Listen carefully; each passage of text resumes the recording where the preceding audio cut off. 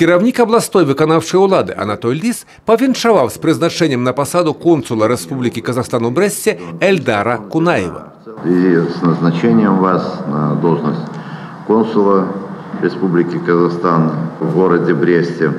Прежде всего, я хотел бы пожелать вам успешной работы на этой должности. Я считаю, что это почетная, естественно, обязанность, но и она требует определенных знаний, опыта, которые у вас, конечно, имеются. Я уверен, что город Брест для вас станет еще одной страницей в истории, приятной, где вы можете приложить свои знания, опыт. Новый консул Республики Казахстан у Бресте Эльдар Кунаев усяго месяц як прыступіў да выканання сваіх дыпламатычных абавязкаў.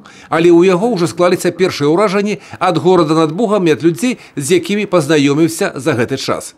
Яны толькі самыя станоўчыя. Аб гэтым госць расказаў на сустрэчы старшыні брэсцкага аблвыканкама Анатолю Лісу.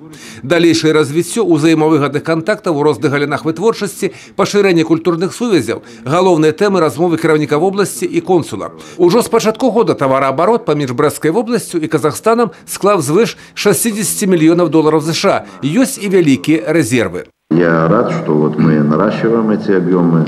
И в текущем году, мы видим начало года, нас обнадеживает то, что, конечно, мы должны минимум выходить в этом году более 100 миллионов долларов на товарооборот, потому что раз есть потребность в торговле между странами, конечно, это надо использовать. На сёння ў Брэсцкай вобласці пражываюць каля 800 грамадзян Казахстана. Работа з імі таксама будзе ў сферы ўвагі Эльдара Кунаева. Што тычыцца развіцця рэгіянальных кантактаў, то новы кіраўнік дыпламатычнай місіі бачыць іх перспектыву адразу ў некалькіх галінах.